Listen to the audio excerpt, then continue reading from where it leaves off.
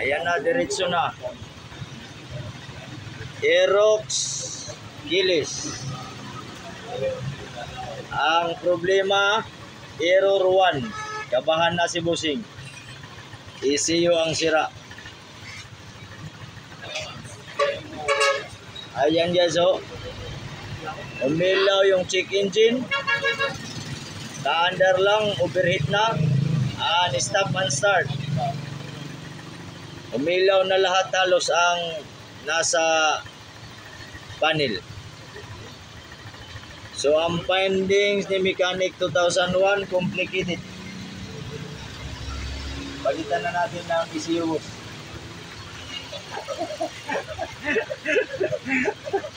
Palitan na ng ECU. Ayun o, tingnan. Ulit. Patayin. So siyempre, observe lang muna natin kung anong problema niya. Yan. Pag andar, okay naman. Pero pag nirevolusyon mo ng todo, lumabas talaga error 1. So pag error 1, indication yan, ECU. So error na boss. Problema na, palitan na natin to. Tamang-tama, mayroon akong bago dyan. Surplus. Oh. Pagpalitan natin yan ng bago, wala na yan. Ayay! Yan guys, tingnan nyo. ABS, forgot yun. Takpan natin yung ABS, walang problema yan. Check engine, umilaw. Ibig sabihin check engine. Check engine nga eh. Silipin natin kung yung makina. Diyan naman. Oh.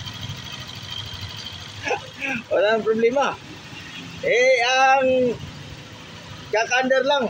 Temperature. Nag-overheat na. Silipin natin yung radiator. Baka wala nang laman ng kulan. Puno. Ayan. So, mahirap na trouble to. Stop and start. Forgot na yan. BB, nag-click na. Wala na. So, ang wala tayong diagnostic tools. Ay, yung api ko, still pa rin. Expired. Di pa na pa rin nyo. Yun yung isa kong diagnostic tools. Nasira yung cord. So ang gawin ni mechanic ngayon, mano-mano lang. Hula-hula. Paano natin ito hulaan? So patayin na lang natin. Siyempre, bayad na to si Bossing. Andyan si Bossing. Tawad. Bayad na to na. Bayad na to ng ECU. Bayad ng labor. Wala. Butasan natin ang busa ni Bossing kasi ato eh. Balita ko, nanalo sa loto. Kahapon.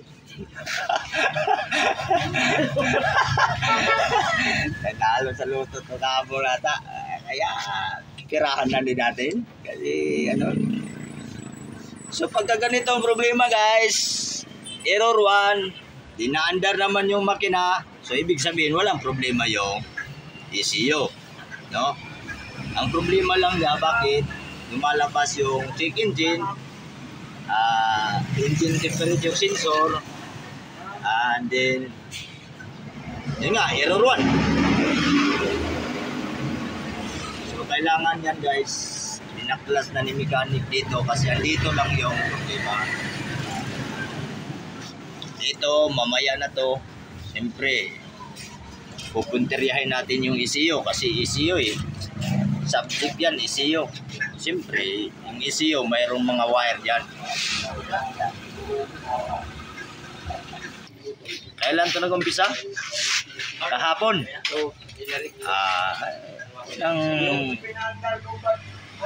Wala na. Ayan, lumabas lang siya. Pusa. Ayan, maganda kung tao pa. Pag may sintomas, hospital agad para hindi lumala. Pero, so guys, ito lang.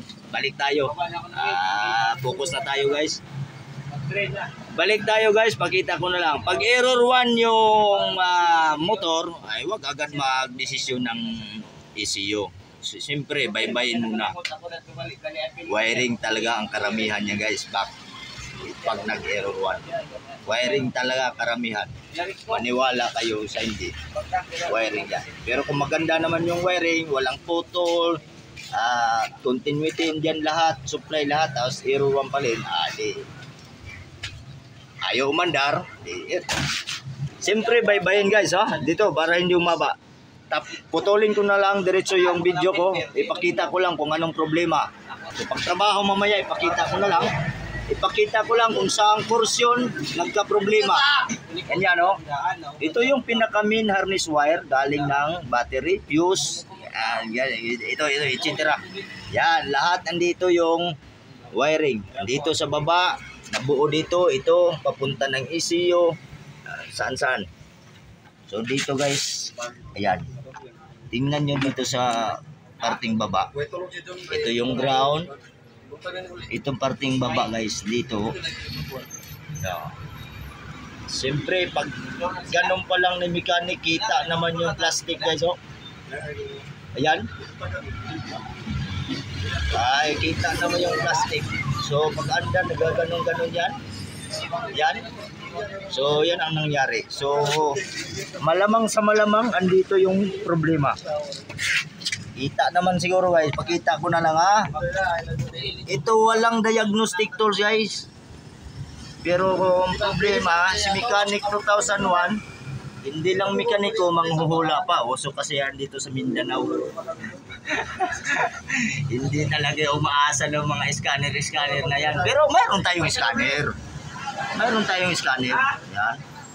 Siyempre yung scanner guys, dagdag ano yan. Dagdag ano yan, dagdag labor yan. Dagdag singilan yung ano, scanner. Kasi pag nakita may scanner, mahal pa naman yung scanner, simple, singil ka rin ng mahal. Diba? Pero si Mechanic 2001, kahit walang scanner gagamitin, mano-mano lang, mahal pa rin. Iba talaga yung hula tayo. Kita mo yan, boss? Boss? Opo. Tingnan mo, boss. Ayan. Yan, boss, oh. ECU, boss, oh. Kita mo yung ECU. Oh. Bakit ECU yan? Ay, kahit tingnan natin yan, papunta yan ng ECU. Yung wire na yan na lumabas, ayan, kud-kud na. Bukas na naman ang pitaka natin. Okay. Okay, alam na ni bossing. Kunting trabaho lang yan, pero pag hindi mo alam, sunog yung ECU. Kaya maningil tayo ng mahal. Diba? Siyempre, espesyalista tayo eh. Kita yung wire, na dalawang wire. Guys, so wala ng wire. Put na yan, oh. Yan. Oh. Itong isa. So, pagkatapos natin to, hope na wala nang, pagkatapos na mayari to, hope na tayo na wala nang ano, lalabas dun sa panel na check engine at saka yung engine temperature sensor at saka yung error 1. Ayusin ko lang muna to guys ha. So yan, dinugtungan ko lang muna. No? Dinugtungan ko lang muna guys. Tingnan pa natin yung ibang wire. So yan. Dugtong lang muna, saka na mag-final. So pagkatapos, try natin, no? Pag lumabas pa rin yung error 1, pilitan talaga si Bossing ngayon ng surplus Japan na ECU ngayon. Magkano lang naman yung ECU? Mura lang naman. Ayan. Ayay! 1, 2, ready, go! Ay, ganun na. Wala tayong ano, diagnostic tools na ginagamit. Utak ang gamit natin dito, utak. Ayan na. Okay. Anda na guys, oh. Maliwanag na guys, pera na to. Tawa na mari, oh. Wow, oh. Ayun. Try pa natin. Okay guys. Yan ang andar ha. Pa-clear natin kung yun ba talaga ang problema. Tingnan nyo guys ha. Anong mangyari doon boss? Tingnan mo. Ayan. Tingnan nyo guys oh. Ayan. Ayan. Dito guys oh. Binunot natin. Then tap natin uli. Patay wala? Patay. Oh. Yan. Tingnan. Wala na. Oh. Then ilaw na naman. Ilaw. Then patay na naman. Balik-balik tayo para lumaki-laki yung libon natin. Ayan. Ayan. Oh. So goods na guys. Ayan. Ayan. Oh, wala na. Dito lang.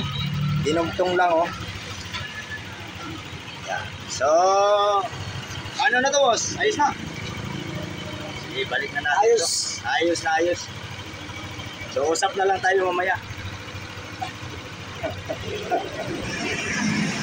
Okay. Final ko na lang dito. Wiring lang talaga. Pag error 1 ha, wag basta-basta magpapalit ng ECU. Pag sinabing error 1, tapos sabihin ECU, wag basta-basta magpapalit ng ECU. Dahil wiring lang yan guys, wiring lang. Wiring lang. So ito, tawa na yung may-ari. Kasi yung ECU napakamahal. Sabihin na lang natin 10,000. Diba? Pag bumili ka ng ECU, 10,000. Magpakabit ka pa, sabi lang 10,000. O yung mga luma-luma diya, 8,000. O dito, ginawa lang natin, kalahati lang sisingilin natin, 4,000. Kamura pa ng 4,000. Oh, tingnan mo naman. Okay. Yan dito na lang guys. Thank you so much. Sa mga panoorin nyo to, sa mga naka-Aerox, Inmax, lahat ng naka-computer box o ECU or ECM, pare-pareho lang yun. Sabi pa ni Bossing, gets ko na daw, andito na sa utak bro. Diba? Kahit walang diagnostic tools na gamit. Kasi yung smart garage ko ay, sabi ko nga, still pa rin. Wala pa akong pera pang parinyo. Kailangan talaga mag-ipunan ko pa ng pera. So pero ito guys, kahit walang diagnostic, mas maganda mag-troubleshoot na walang diagnostic tools. Sa aking ika, ang ganda mag-troubleshoot ng nawalang diagnostic tools na ikaw talaga ang mismo ang makakuha. No? Pero kung hirap, sige, diagnostic ko para direksyo. Yan na. O yan, umikot na. Wala nang error. Hindi ko na ipakita pagsara. Paglabas ni Bossing, dahil sigurado naman. Ayan. Ulit natin bago natin tapusin. Ayan. So, bitawan ko. Ayan. Umilaw. Ibalik ko pagkabit. Ayan, nawala. Wala na. Oh, okay. Ayan. Okay. Thank you. Yan, nakailaw yan kasi hindi ko kinabit. Aerox to guys, Aerox. Ayan, Aerox. Yan. Aerox. Thank you so much. This is your Mechanic 2001. Our troubleshooting means no trouble for you.